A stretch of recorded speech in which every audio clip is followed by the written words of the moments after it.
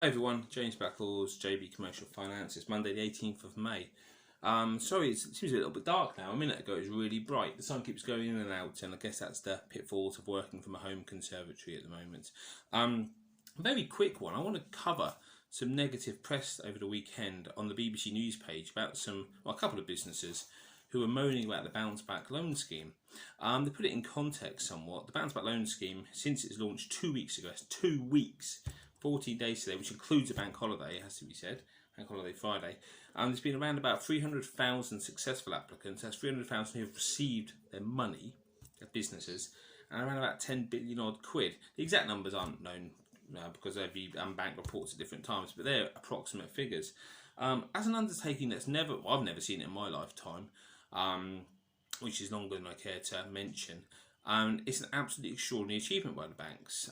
This has really pretty much been from the 5 major banks have produced all the money effectively. There's been a few new people added to the panel, be granted, but it's been mainly from the 5 main banks, and they've had to put a whole new platform in place, a new product in place, and get all this money out without bringing on extra resource, and it's an extraordinary endeavour. And yet a couple of cases have been picked up that rather than focus on 300,000 successful applications, it's a couple of cases, people moaning that they haven't got their money. Reasons for it unknown, because obviously it's biased reporting. We don't know. Before we know, the customers have free CCJs, and they're having to put things on personal credit cards while they wait for their loan. And I say, well, that's fine. Obviously, it's frustrating. I understand that. But one, with an undertaking this size, you're always going to get some slip through the net, which is problematic. Two, after a few weeks of lockdown, you're having to put things on a credit card to survive. That's not good planning for a business, to be perfectly honest, albeit I know things are tough. And 3, what would you do if the bounce back loan scheme wasn't actually brought out 3 weeks ago?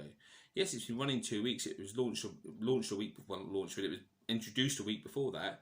But until then, there was no signs of this. It was all the Sybil's loan scheme, and that was it, which this customer probably wouldn't have qualified for, looking at the numbers involved. So what would you have done? Would you have just run away from your business? Would you have lived off credit cards then? And I have to say, I'm a little bit frustrated with some of the reporting about this loan scheme. I'm always first in queue to have a go at the banks, but I have to say this undertaking is extraordinary and unprecedented, that word again.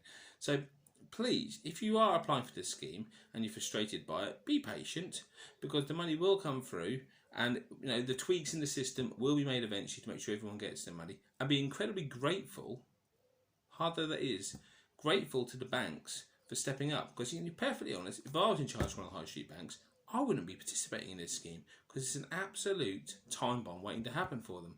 So that's my views on it. The banks have done a great job, and I never thought I'd say that about anything.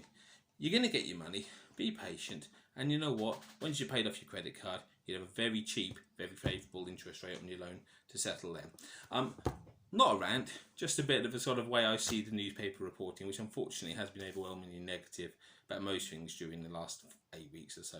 But I'm James Backlaws. Have a great day, everybody, and I'll see you all soon.